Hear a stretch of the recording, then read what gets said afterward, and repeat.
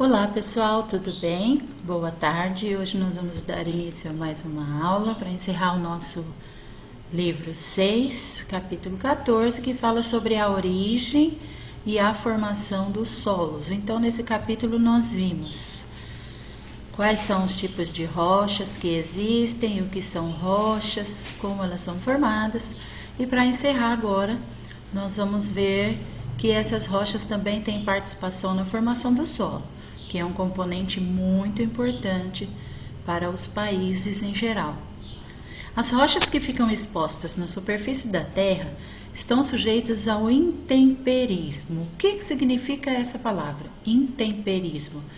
É o processo de desgaste natural delas, quando são quebradas em pedaços menores. Então, o intemperismo é o conjunto de ações sobre a rocha que provoca o seu desgaste e a sua quebra. De acordo com o fator que atua sobre determinada rocha, pode-se classificar o intemperismo como físico, químico e biológico. Então, esse nome vai depender do agente causador do desgaste. Então, vamos ver cada um. No intemperismo físico, o desgaste das rochas ocorre pela ação de fatores físicos, como as mudanças de temperatura que causa rachadura nas rochas, o atrito do vento, o atrito da água do mar que causa desgaste, a movimentação das geleiras, cujo congelamento e degelo quebram as rochas. Então, são todos fatores físicos. Então, é a água que desgasta e leva embora, é o vento, é a mudança de temperatura. No calor, as rochas dilatam, elas ocupam um espaço um pouquinho maior. No frio, elas se contraem, então elas retomam o espaço inicial. Esse movimento, que é imperceptível, ele vai provocando a quebra da rocha, dilata, contrai, e acaba desgastando e quebrando. O gelo, quando o gelo derrete, ele se infiltra nos espaços entre as rochas.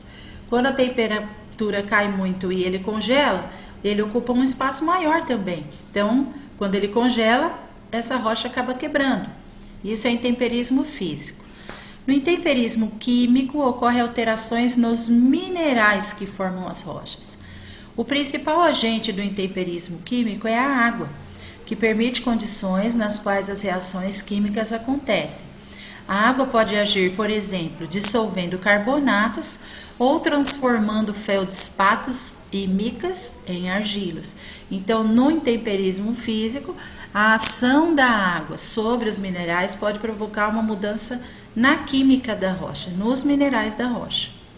E no intemperismo biológico, é o desgaste das rochas influenciada pela ação dos seres vivos. Aí o nome já fica mais fácil da gente gravar, né? Bio significa vida, então está relacionado à ação dos seres vivos, como as plantas que se desenvolvem no interior de rachaduras.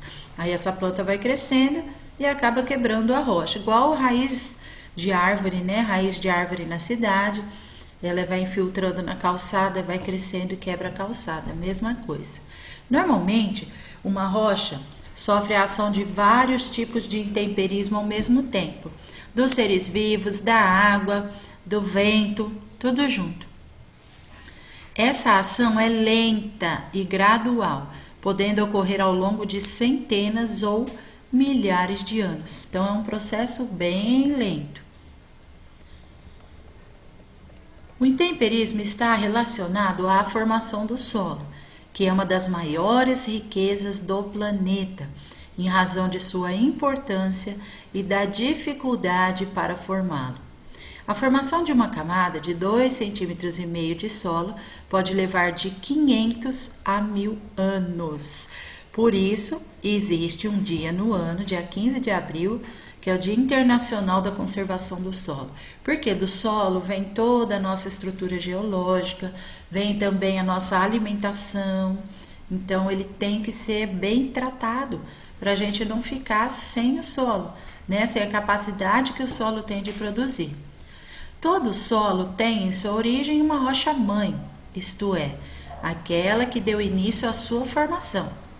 O intemperismo faz com que a rocha-mãe se fragmente, fragmentar, quebrar, fragmento, pedaços. A ação dos ventos e da chuva pode trazer matéria orgânica, minerais e poeira até os fragmentos de rocha. Assim, alguns seres vivos começam a se instalar no local, aumentando a camada de matéria orgânica. Matéria orgânica é tudo aquilo que vem dos seres vivos. O corpo dos seres vivos, fezes de seres vivos, urina, restos, certo? Minerais, aqui eu já li, aumentando a camada de matéria orgânica, isso. Com o passar do tempo, que varia de acordo com as condições ambientais do local, o solo se forma. Nesse processo, ocorre a formação de camadas, que podem ser visíveis quando se faz um corte no solo para a construção de estradas e de ferrovias. Essas camadas são chamadas de horizontes do solo. Os horizontes mais profundos são mais semelhantes à rocha-mãe e os mais superficiais são os mais ricos em matéria orgânica, porque é na superfície que os seres vivos vão começar a se instalar.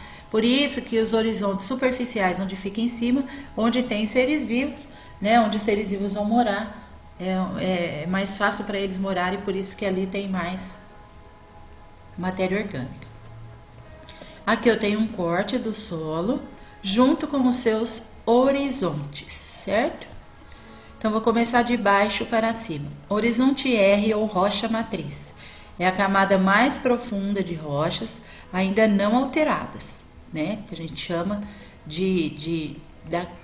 da crosta mesmo, né? Da placa tectônica lá. Tudo é placa tectônica. Esse horizonte R é a camada mais profunda. Depois vem o horizonte C ou rocha-mãe, camada menos alterada, com rochas quebradas em pedaços maiores e desgastadas. Então, aqui já começa o processo de formação do solo. Horizonte B ou subsolo, camada com rochas quebradas em pedaços menores e desgastadas, com bem pouca matéria orgânica e maior concentração de minerais. Pode ser alcançada por raízes mais profundas. Horizonte A, ou o solo propriamente dita, é a camada com matéria orgânica misturada aos grãos minerais. E o horizonte O, que é a camada superficial, normalmente de coloração mais escura, com bastante matéria orgânica, certo? Que é normalmente onde a gente vai fazer a nossa plantação.